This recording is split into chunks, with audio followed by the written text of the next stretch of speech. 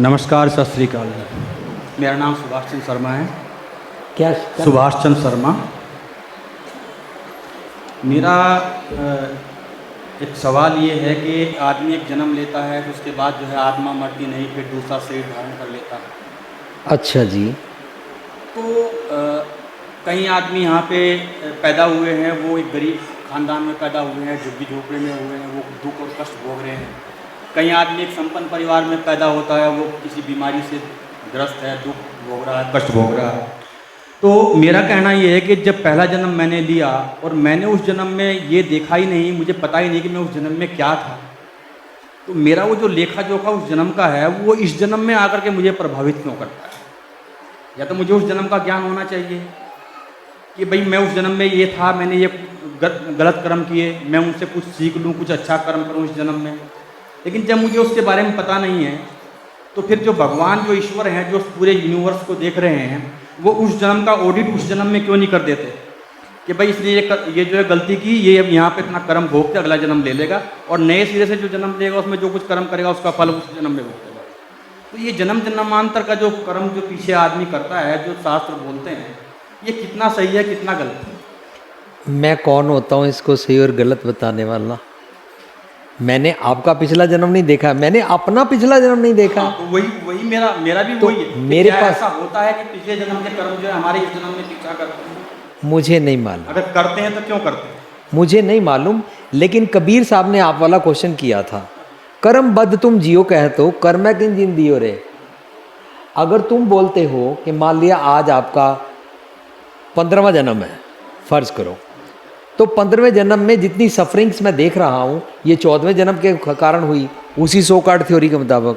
तो 14वें में 13 के कारण हुई थी, तो 13वें में 12वें के कारण हुई थी।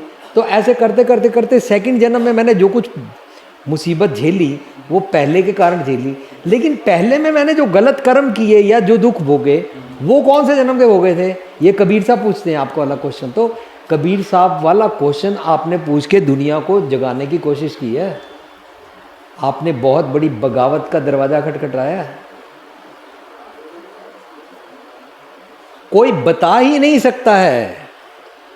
दरअसल सोचने वाली तो ये भी बात है कि अगर पहले जन्म में कुछ भी गड़बड़ की थी तो उसकी सजा मिल गई दूसरे जन्म में।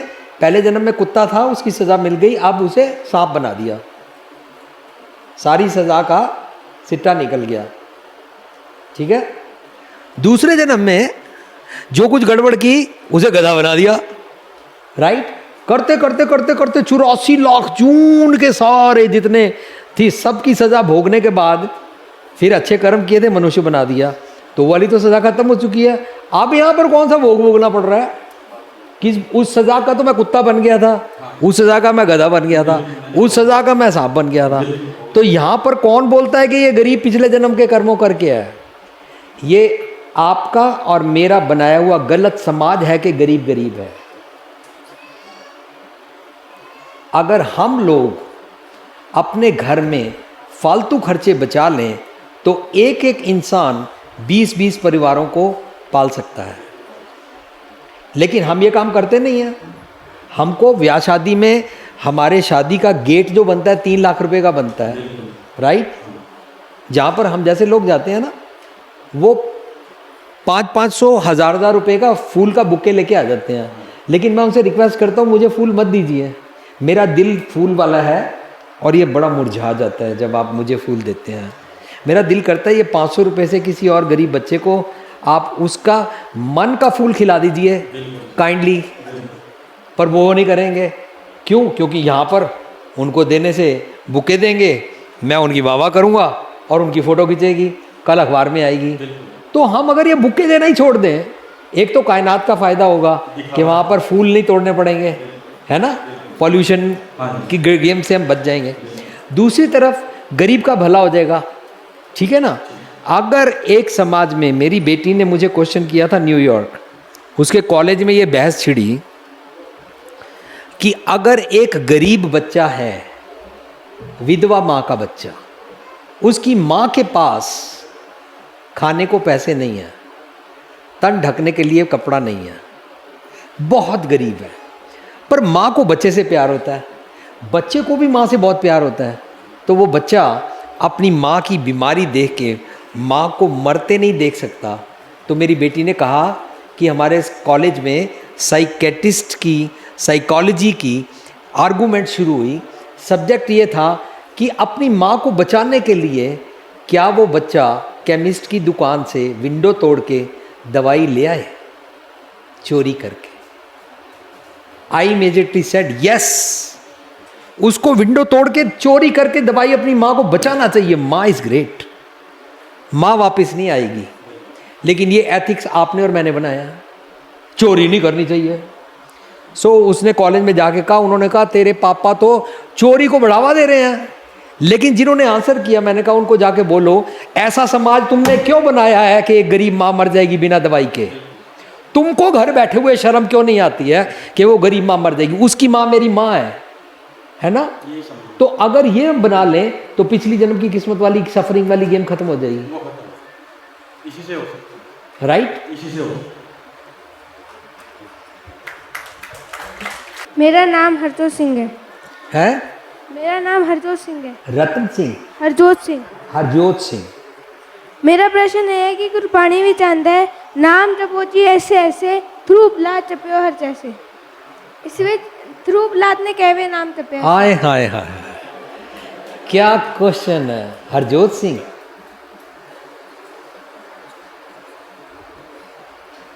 Marvellous question.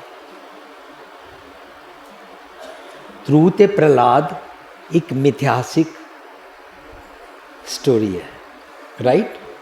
हजारों साल पहले कहते हैं ध्रुव होया था, है ना, और प्रहलाद हुआ था, है ना। जब मैं दुनियावी पदार्थ को, जैसे बच्चे को टॉय पसंद है, टीवी पसंद है, वीडियो गेम पसंद है ना, टॉय वाली कारें पसंद है ना, उसको टीवी पे छोटा भीम देखना पसंद है ना, निंजा टर्टल पसंद है, राइट, उसको चॉकलेट पसंद है। ये सारी चीज़ें क्या हैं? वर्ल्डली थिंग्स, दुनियावी पदार्थ। अगर मैं दुनियावी पदार्थ के चक्कर में सबसे लड़ता हूँ, सबसे नाराज़ रहता हूँ, उसके बिना नहीं रह सकता, तो इसको बोलते हैं मैंने हरनाकश को अपना बाप मान लिया, राइट। पर मैं वर्ल्डली थिंग्स के पीछे नहीं जाता, उसको प्रहलाद बोलते हैं कि तुम दुनियावी पदार्थ मेरा बाप नहीं हो। इसको बोलते हैं ध्रुव प्रहलाद जपियो हर जैसे। अब ध्रुव को उसकी मतरेई माँ ने पिता की गोद से उठा के फेंक दिया था, है ना, तो बोला था जा अपनी माँ के पास जा, तो वो अपनी माँ के पास जाता है। माँ असली माँ होती है, तो उसकी माँ बोलती है तेरे को नेचल राज चाहिए ना, नेचल राज कंटेंटमेंट होता है, संतोख होता है ना। जब आपके दिल करता है कि मम्मी मैंने आइसक्रीम खानी है, और मम्मी बोलती है नहीं बेटा तेरा गला ख़राब हो जाएगा, तेरे दांत खराब हो जाएंगे चॉकलेट खाने से, है ना। तो आपको अगर बात समझ में आ जाती है तो समझ आने के बाद आप जिद करते हैं? नहीं करते ना। तो जब आपको बात समझ में आ जाती है और आप जिद नहीं करते हैं, उसको कंटेंटमेंट बोलते हैं, उसको संतोख बोलते हैं। तो ध्रुव को संतोख समझ में आ गया, वो नेचल राज होता है। ध्रुव की तरह कंटेंटमेंट में जीना, संतोख पिता की गोद में बैठ जाना, और प्रहलाद की तरह दुनियावी पदार्थ की भागदौड़ और अटैचमेंट से छूट जाना, इसको बोलते हैं ध्रुव प्रहलाद जपियो हर जैसे। ठीक है बच्चे, हरजोत सिंह जी, ठीक है, थैंक यू।